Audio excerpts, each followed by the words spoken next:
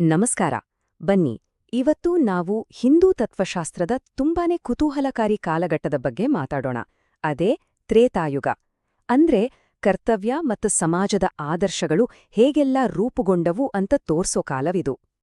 ಒಂದ್ಕ್ಷಣ ಯೋಚ್ನೆ ಮಾಡಿ ನೋಡಿ, ಇಡೀ ಒಂದು ಯುಗ ಕೇವಲ ಕರ್ತವ್ಯ ಅನ್ನೋ ಒಂದೇ ಒಂದು ತತ್ವದ ಮೇಲೆ ನಿಂತಿದ್ರೆ ಹೇಗಿರುತ್ತೆ? ಹೌದು, ಇದೇ ಪ್ರಶ್ನೆ ನಮ್ಮ ಇವತ್ತಿನ ಈ ವಿಶ್ಲೇಷಣೆಯ ಕೇಂದ್ರಬಿಂದು. ಸರಿ, ಹಾಗಿದ್ರೆ ಈ ತ್ರೇತಾಯುಗ ಅಂದ್ರೆ ನಿಜವಾಗ್ಲೂ ಏನು? ನೋಡಿ, ಹಿಂದೂ ತತ್ವಶಾಸ್ತ್ರದ ಪ್ರಕಾರ 4 ಮಹಾಯುಗಗಳಿವೆ. ಅದರಲ್ಲಿ ಇದು ಎರಡನೇದು. ಎಲ್ಲವೂ ಪರಿಪೂರ್ಣವಾಗಿದ್ದ ಸತ್ಯಯುಗದ ನಂತರ ಬರೋ ಯುಗವೇ ಈ ತ್ರೇತಾಯುಗ. ಹಾಗಿದ್ರೆ ಈ ಎರಡನೇ ಯುಗ ಶುರುವಾಗಿದ್ದೇ ಒಂದು ಸಣ್ಣ ಬದಲಾವಣೆಯಿಂದ, ಅಂದ್ರೆ ಪರಿಪೂರ್ಣತೆಯಿಂದ ಒಂದು ಸಣ್ಣ ಹೆಜ್ಜೆ ದೂರ ಸರಿದ ಹಾಗೆ. ಇಲ್ಲಿ ಒಂದು ತುಂಬಾನೇ ಅದ್ಭುತವಾದ ರೂಪಕ ಇದೆ, ಗೊತ್ತಾ? ಸತ್ಯಯುಗದಲ್ಲಿ ಧರ್ಮ 4 ಕಾಲುಗಳ ಮೇಲೆ ಅಂದ್ರೆ ಸಂಪೂರ್ಣವಾಗಿ ಗಟ್ಟಿಯಾಗಿ ನಿಂತಿತ್ತು. ಆದ್ರೆ ತ್ರೇತಾಯುಗಕ್ಕೆ ಬರ್ತಿದ್ದ ಹಾಗೆ ಅದು 3 ಕಾಲುಗಳ ಮೇಲೆ ನಿಲ್ಬೇಕಾಯ್ತು. ಇದು ಏನನ್ನ ಸೂಚಿಸುತ್ತೆ ಅಂದ್ರೆ ಸತ್ಯ ಮತ್ತು ಸಾಮರಸ್ಯದಲ್ಲಿ ಒಂದು ಸಣ್ಣ ಇಳಿಕೆ ಶುರುವಾಯ್ತು ಅಂತ. ಈ ಒಂದು ಸಣ್ಣ ಬದಲಾವಣೆ ಇಡೀ ಸಮಾಜದ ಮೇಲೆ ದೊಡ್ಡ ಪರಿಣಾಮ ಬೀರಿತು. ಜನರು ಕೇವಲ ಆಧ್ಯಾತ್ಮಿಕ ಜೀವನ ನಡೆಸೋದ್ರಿಂದ ಸಂಘಟಿತ ರಾಜ್ಯಗಳು ಮತ್ತು ಸ್ಪಷ್ಟವಾದ ಕರ್ತವ್ಯಗಳ ಕಡೆಗೆ ತಮ್ಮ ಗಮನವನ್ನ ಬದಲಾಯಿಸಿದ್ರು. ಹಾಗಾದ್ರೆ ಇಂತಹ ಒಂದು ಧಾರ್ಮಿಕ ಸಮಾಜವನ್ನ ಕಟ್ಟಿದ್ದು ಹೇಗೆ? ಇದರ ಹಿಂದಿನ ರಹಸ್ಯ ಏನು? ಉತ್ತರ ಸಿಗೋದು ಆ ಕಾಲದ ಆಚರಣೆಗಳಲ್ಲಿ, ಆಡಳಿತಗಾರರಲ್ಲಿ ಮತ್ತು ಎಲ್ಲಕ್ಕಿಂತ ಹೆಚ್ಚಾಗಿ ರಾಮಾಯಣದಂತಹ ಮಹಾನ್ ಕಥೆಗಳಲ್ಲಿ.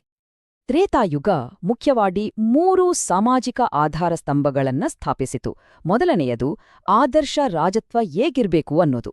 ಎರಡನೆಯದು ಧಾರ್ಮಿಕ ಆಚರಣೆಗಳ ಬೆಳವಣಿಗೆ. ಮತ್ತು ಮೂರನೆಯದು ಒಂದು ವ್ಯವಸ್ಥಿತವಾದ ಸಾಮಾಜಿಕ ರಚನೆಯ ವಿಕಾಸ. ಇದರಲ್ಲೆಲ್ಲ ಅತ್ಯಂತ ಮುಖ್ಯವಾದದ್ದು ರಾಮರಾಜ್ಯ ಅನ್ನೋ ಪರಿಕಲ್ಪನೆ. ಅಂದ್ರೆ ನ್ಯಾಯ ಮತ್ತು ನೀತಿಯಿಂದ ನಡೆಯೋ ಒಂದು ಆದರ್ಶ ಆಡಳಿತ. ಇಲ್ಲಿ ಪ್ರತಿಯೊಬ್ಬ ಪ್ರಜೆಯ ಒಳಿತೇ ಮುಖ್ಯವಾಗಿರುತ್ತೆ. ಇದು ಮುಂದಿನ ಅದೆಷ್ಟೋ ಆಡಳಿತಗಾರರಿಗೆ ಒಂದು ಮಾದರಿಯಾಗಿ ನಿಂತುಬಿಡ್ತು. ಮತ್ತು ಸಹಜವಾಗಿಯೇ ಈ ಯುಗದ ಕೇಂದ್ರಬಿಂದು ಶ್ರೀರಾಮ. ಅವನ ಜೀವನ, ಅವನ ನಡತೆ, ಅವನ ಕರ್ತವ್ಯನಿಷ್ಠೆ ಇದೆಲ್ಲವೂ ಆ ಕಾಲದ ಆದರ್ಶಗಳ ಪ್ರತೀಕವಾಗಿತ್ತು. ಈ ಅಮೂರ್ತ ಪರಿಕಲ್ಪನೆಗಳಿಗೆ ಒಂದು ಜೀವಂತ ರೂಪ ಕೊಟ್ಟಿದ್ದೇ ಶ್ರೀರಾಮನ ಕಥೆ. ಈ ಹೊಸ ಸಮಾಜದಲ್ಲಿ ಧರ್ಮವನ್ನ ಎತ್ತಿ ಹಿಡಿಯೋಕೆ 2 ಪ್ರಮುಖ ಪದ್ಧತಿಗಳು ಹುಟ್ಕೊಂಡ್ವು. ಒಂದು ಯಜ್ಞಗಳು, ಅಂದ್ರೆ ಬ್ರಹ್ಮಾಂಡದ ಸಮತೋಲನವನ್ನ ಕಾಪಾಡೋಕೆ ಮಾಡ್ತಿದ್ದ ಪವಿತ್ರ ಅಗ್ನಿ ಆಚರಣೆಗಳು. ಇನ್ನೊಂದು ಗುರುಕುಲಗಳು.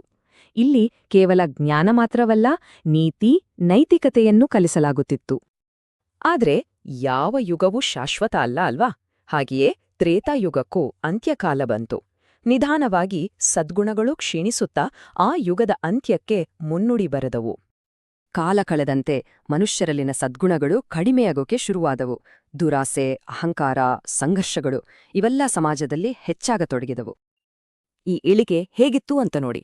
ಸತ್ಯಯುಗದಲ್ಲಿ ಧರ್ಮದ ಮಟ್ಟ 4 ಅಂಕಗಳಲ್ಲಿಂದ್ರೆ ತ್ರೇತಾಯುಗಕ್ಕೆ ಅದು 3ಕ್ಕೆ ಇಳಿಯಿತು. ಅಷ್ಟೇ ಅಲ್ಲ, ಮುಂದೆ ದ್ವಾಪರ ಯುಗದಲ್ಲಿ ಕೇವಲ 2ಕ್ಕೆ ಬಂದು ನಿಂತುಬಿಟ್ಟು. ತ್ರೇತಾಯುಗದ ಅಂತ್ಯವನ್ನ ಸಾಂಕೇತಿಕವಾಗಿ ಶ್ರೀರಾಮ ಮತ್ತು ರಾವಣರ ನಡುವಿನ ಮಹಾಯುದ್ಧದೊಂದಿಗೆ ಜೋಡಿಸಲಾಗತ್ತೆ. ಇದು ಕೇವಲ ಒಂದು ಯುದ್ಧವಾಗಿರಲಿಲ್ಲ, ಬದಲಿಗೆ ಧರ್ಮ ಮತ್ತು ಅಧರ್ಮದ ನಡುವಿನ ಒಂದು ದೊಡ್ಡ ಸಂಘರ್ಷವಾಗಿತ್ತು.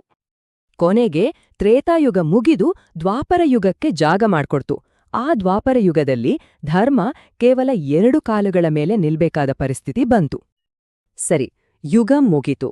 ಹಾಗಿದ್ರೆ ತ್ರೇತಾಯುಗ ನಮಗಾಗಿ ಬಿಟ್ಟುಹೋದ ಪರಂಪರೆ ಏನು? ಅದರ ಕೊಡುಗೆ ಏನು?